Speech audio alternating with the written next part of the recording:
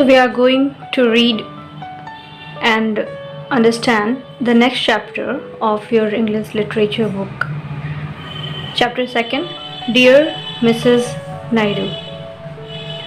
So by reading this name, you can understand that what is this story and whom we are going to talk about. Yes, you are right. It's all about Sarojini Naidu. So Sarojini Naidu, she was born in 1879 on 13th Feb, and she is known as the Nightingale of India, Bharat Kokila. She was one of the famous patriot, Indian activist and a great poet.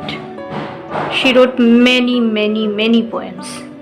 Some of the great famous poems written by her are Golden Threshold, The Village Song, In the Bazaar of Hyderabad, Indian Weavers, Palanquin Bearers, and many more.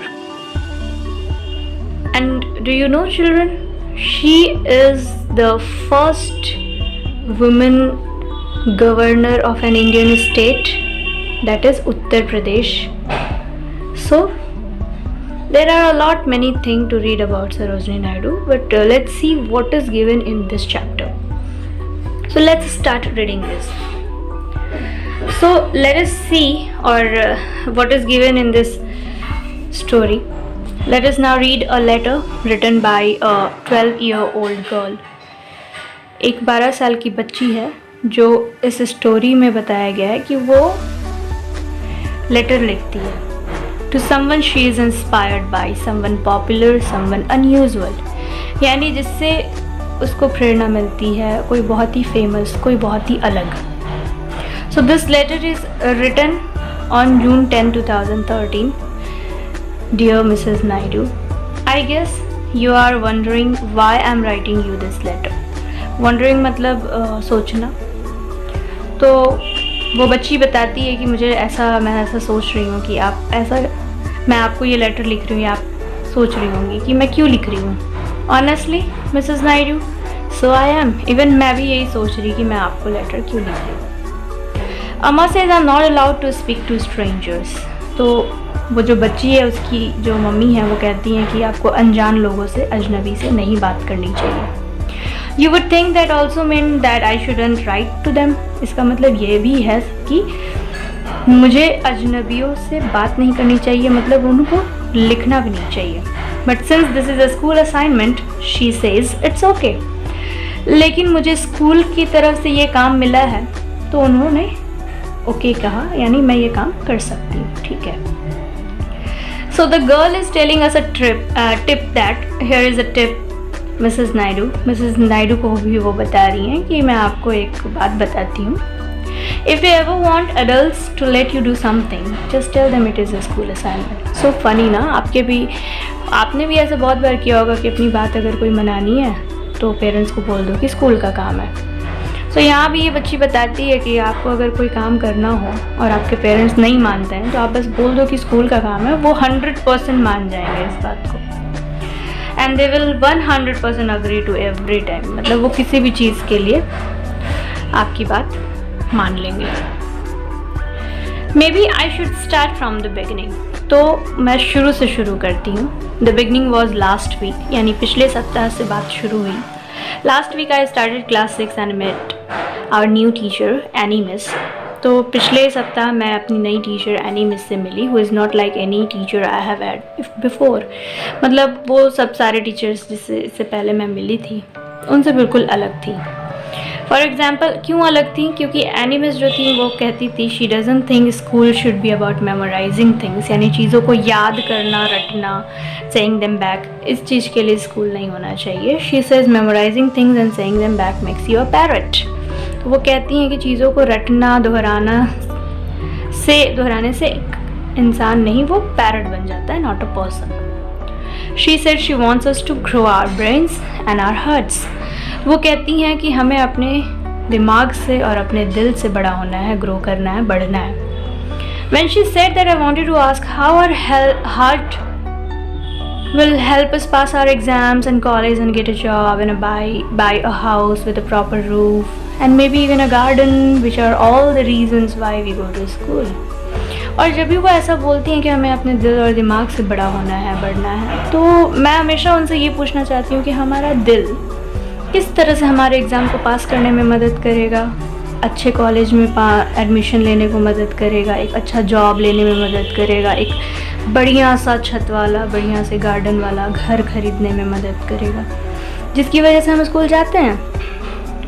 But I didn't, लेकिन मैं ऐसा कुछ पूछती नहीं हूँ। तो you know how adults are Mrs Naidu.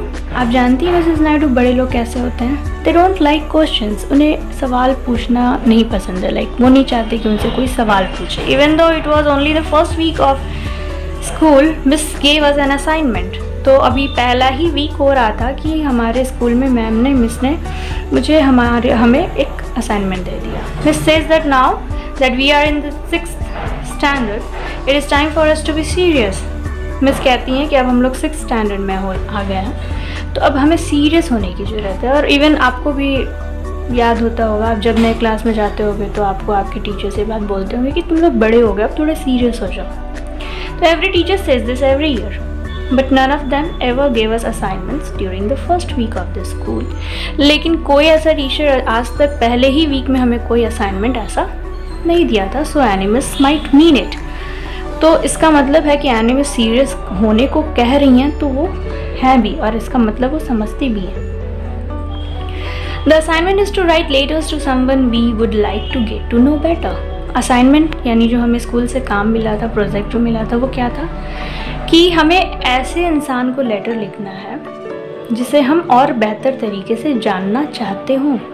She said that we could pick anyone, हम किसी को भी चुन सकते हैं as long as we explain why, और हमें ये भी बताना होगा कि हमने उस पर्सन को क्यों चुना। तो as you have probably concluded Mrs Naidu, I picked you. तो आपको तो अब समझ में आ ही गया होगा फाइनली कि मैंने आपको चुना है। This is the first time I have said written the word concluded. तो उन्होंने इस लेटर में जिस तरीके से, मान लो उनसे कोई गलती हो गई है तो उन्होंने उसे काट करके लिखा है कि मैं पहली बार इस वर्ड कंक्लूडेड को यूज़ कर रही हूँ, बोल रही हूँ, नहीं लिख रही हूँ। It's an English word that means figured out based on clues and evidence. यानी चीज़ों को जानने समझने के बाद जो फाइनली हम कंक्लूड करते हैं, हम फिगर आउट करते हैं, समझते हैं, उसका मतलब होता है concluded. I learn it by reading detective stories. और मैं इस तरह के वर्ड्स से, जो भी मैं नए नए शब्द सीखी हूँ, ये कंक्लूडेड वर्ड मैंने सीखा है जासूसों की कहानियों से जो मैं पढ़ा करती हूँ। Even though our English miss says that they are useless rags. भले ही मेरी जो इंग्लिश मिस है वो कहती हैं कि जो डिटेक्टिव की कहानियाँ हैं ये मतलब कुछ इम्पॉर्टेंट नहीं है, बेकार की चीज़ है। I think this proves. फिर उन्होंने इस चीज़ को काटा है, मतलब इसकी जगह पे उन्होंने लिखा I conclude that she is wrong. और फाइनली मुझे ऐसा लगता है कि वो गलत है। I understand if you find this confusing. मैं समझ सकती हूँ कि आपको कुछ डाउट हो रहा होगा Mrs Naidu. After all you and I don't have much in common. आखिर हमारे में कोई समानताएं नहीं है। और सबसे पहला रेफरेंस ये है, for one thing, I am alive and you are not. मतलब सबसे पहला डिफरेंस तो ये है कि मैं जीवित हूँ पर आप जीवित नहीं हैं। फिर I am sorry if that was rude but I have never written to a dead deceased passed on. मतलब अब वो बताती हैं कि अगर आपको बुरा लगा हो तो आई एम रियली सॉरी, लेकिन मैंने आज तक कभी किसी मृत व्यक्ति को, फिर उसने काटा क्योंकि उसे ऐसा अच्छा नहीं लगता है लिखना, हिस्टोरिकल पर्सन को पहले कभी किसी ने लेटर नहीं लिखा। हिस्टोरिकल पर्सन जिन्होंने कुछ पास्ट में अच्छा काम किया हो और जो फेमस हैं, जो आज भी जाने जाते हैं। So I don't really know the polite way to say that you are dead. मतलब इसलिए मुझे नहीं पता है कि मैं कैसे आपको अच्छे तरीके से, नम्र तरीके से बोलूँ कि आप मर चुकी हैं। फिर उन्होंने इस मरने वाली बात को काट करके लिखा है कि I don't really know the polite way to say it. Here's another difference between us. पहला difference तो ये था कि वो जीवित थी और सरोजनी नायडू जीवित नहीं थी. Of course, you know it very well कि Sarojini Naidu was born in 1879, and she died in 1949, and this letter is written in 2013. So it is very clear कि आप देख ही रहे होगे that she is no more. दूसरा डिफरेंस ये है when you were 12, which is how old I am now, जब आप 12 साल की थी जो मैं अब हूँ, you wrote a poem that was thousands of lines long. तो आपने उस टाइम पे ही एक हज़ारों लाइन की कविता लिखी थी and it was in English और इंग्लिश में थी. तो बच्चों I would like to tell you कि उन्होंने 1300 लाइन की एक कविता लिखी थी and the name of the poem is Lady of the Lake. यानी उस कविता का नाम था Lady of the Lake. That was 1300 lines long. I don't think I could write that many lines in any language. Definitely not in English. तो मुझे तो नहीं लगता बिल्कुल कि मैं इतने लाइन की कोई भी लैंग्वेज में कविता लिख सकूंगी, और इंग्लिश में तो बिल्कुल भी नहीं. Also, when you were 12, you topped in Madras University matriculation exam. और तो और आप जब 12 साल की थी तो आपने मद्रास यूनिवर्सिटी से मैट्रिकुलेशन यानी क्लास 10th का एग्ज़ाम दिया था आपने. आई टॉप्ड अवर क्लास 5 एग्ज़ाम्स, और अभी तो मैं क्लास 5 का एग्ज़ाम टॉप करके आई हूँ, but I don't think I could top a college exam. मुझे नहीं लगता कि मैं हाई स्कूल या फिर कॉलेज एग्ज़ाम पास कर पाऊँगी even if I study really really hard. कितना भी मैं मेहनत कर लूँ, कितना भी मैं परिश्रम कर लूँ. You fought for India's freedom and won. Next difference वो बता रही हैं कि आप हमारे देश की आज़ादी के लिए लड़ी थी और जीती भी थी. आई have never fought for anything. मैं तो किसी चीज़ के लिए लड़ी ही नहीं. If I did, I am not sure if I would win. और अगर मैं लड़ती भी हूँ तो मुझे लगता है कि मैं जीत नहीं पाऊँगी, मैं श्योर हूँ. Specially if I was fighting against the Britishers who have lots of spies and detectives and things that I don't think we have in India. और स्पेशली मैं तब तो बिल्कुल नहीं जीत पाती जब मैं किसी ब्रिटिशर्स से लड़ रही हूँ, और उनके पास तो बहुत सारे जासूस और बहुत सारे सीक्रेट इंफॉर्मेशन रखने वाले लोग होते हैं, और इंडिया में तो आपको पता ही है उस टाइम पे कुछ नहीं था. You lived in a huge house.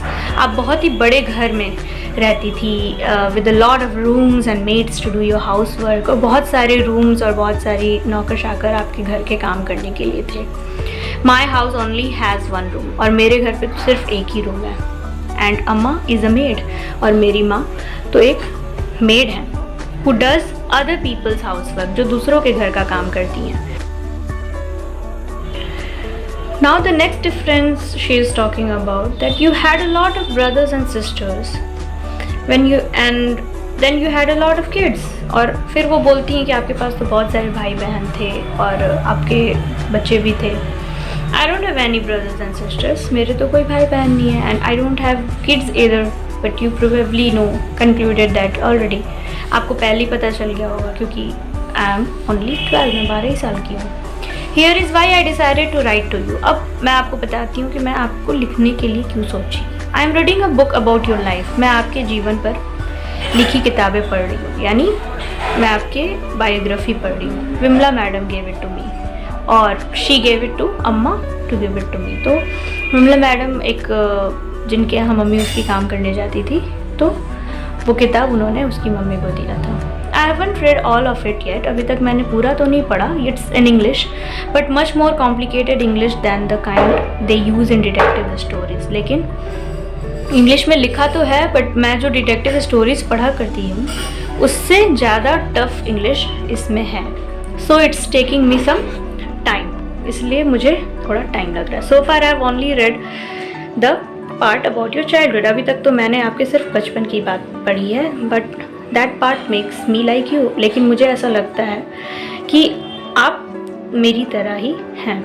When you were my age और इवन यंगर, यानी जब आप मेरी उम्र की थी या छोटी थी Mrs Naidu, it seems like you stood up to parents and teachers and all the adults who don't understand anything at all. यानी उसमें ये पता चलता है कि आप पेरेंट्स, टीचर्स और बड़ों से के खिलाफ खड़ी हो जाती थी. who don't understand anything at all, जो आपकी कोई बात नहीं समझते थे.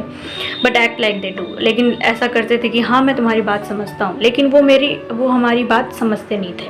या आपकी बात नहीं जानते थे। फॉर एग्जाम्पल उसमें एक कहानी में पार्ट भी दिया गया है। The book says that your parents wanted you to speak English instead of Bengali. उस बुक में बताया गया है कि आपके पेरेंट्स आपको फोर्स कर रहे थे कि आप बंगाली की जगह इंग्लिश बोलो या पढ़ो। It says you locked yourself in a room, और फिर आपने क्या किया था, उनके अगेंस्ट जाकर आप अपने आप को रूम में बंद कर ली थी फॉर अ होल डे, पूरे दिन के लिए, because you disagreed with them, क्योंकि आप उनसे बिल्कुल डिफरेंट मानती थी, आप नहीं चाहती थी ऐसा कुछ। You didn't even come down for lunch, even आप खाने के लिए भी नीचे नहीं आई। I don't know if this is true और जस्ट अ स्टोरी, मुझे तो नहीं पता कि ये सच है या फिर बस कहानी है, but if I had a house with more than one room, अगर मेरे घर पे एक रूम से ज़्यादा कमरा होता, there are plenty of times I would have locked myself behind a close door. तो मुझे पता ही नहीं है, मैं बहुत बार, प्लेंटी ऑफ टाइम्स मतलब काफ़ी समय, बहुत ज़्यादा बार मैं अपने आप को दरवाजे के पीछे बंद कर ली रहती। I guess that's why you seem like someone who understands kids like me. तो मैं इसीलिए मानती हूँ ये बात कि आप एक ऐसी व्यक्ति हैं जो हम जैसे बच्चों को समझ सकती हैं। क्यों समझ सकती हैं? Maybe you wouldn't mind if I asked you questions and read detective stories and stay at school late, so I don't have to go to Vimla Madam house. मतलब उस बच्ची को इस बात से प्रॉब्लम थी कि जो बड़े थे उनको नहीं पसंद था कि वो सवाल उससे पूछे, तो सरोजनी नायडू नहीं मना करती सवाल पूछने से। वो डिटेक्टिव स्टोरीज पढ़ा करती थी, तो वो बड़ों को नहीं समझ में नहीं अच्छा लगता था कि वो पढ़े, लेकिन सरोजनी नायडू उसको नहीं मना करती। वो स्कूल में लेट रह जाती थी, रुक जाती थी, क्योंकि उसको विमला मैडम के घर नहीं जाना था, जाने का मन नहीं होता था, लेकिन फिर भी उसकी मम्मी या कोई और चाहता होगा कि वो स्कूल में न रह करके विमला मैडम के घर पे, जहाँ पे उसकी मम्मी काम करती है, वहाँ रुके। तो सरोजनी नायडू जैसे इंसान जो हैं वो उनको नहीं मना करते। तो इन सब चीज़ों को पढ़ने से उनको ये समझ में आया कि वो हमारे जैसे बच्चों को समझती हैं। And now I have completed my first assignment. तो इस तरह से उनका लेटर कंप्लीट होता है और वो बोलती हैं कि मैंने अपना फर्स्ट असाइनमेंट इस क्लास का पूरा किया, which is to introduce myself to the person, जिसमें हमें कहा गया था कि हमें उस व्यक्ति को अपने बारे में बताना है, अपने बारे में कुछ समझाना है। That I am writing to, जिसे हम कहाँ उस लेटर लिख रहे हैं। To be completely honest, my brain and my heart feel exactly the same as when I started. और अब वो बच्ची बताती है कि मैं ऑनेस्टली बता रही हूँ कि जैसा शुरू में मेरा दिमाग और दिल फील कर रहा था, वैसा ही अभी भी मैं फील कर रही हूँ कि मैं आपको लेटर क्यों लिखी। ऑल द बेस्ट सरोजनी, यानी उस बच्ची का भी नाम क्या था? सरोजनी ही था। PS, PS का मतलब होता है पोस्ट स्क्रिप्ट। जब हम लेटर में कोई बात बताना जैसे भूल गए हो या उसको हाईलाइट करना हो, तो हम लोग लास्ट में उस बात को लिखते हैं। This reminds me of something we do have in common. तो वो पोस्ट स्क्रिप्ट में करके बताती हैं कि इस चीज़ से तो मुझे, सरोजनी नाम जो वो अपना लिखती हैं, तो फिर उसको बताती हैं कि इस चीज़ से मुझे ये भी याद आता है कि हमारे बीच में ये एक कॉमन चीज़ है, we have the same first name, हमारा पहला नाम सेम है, सरोजनी।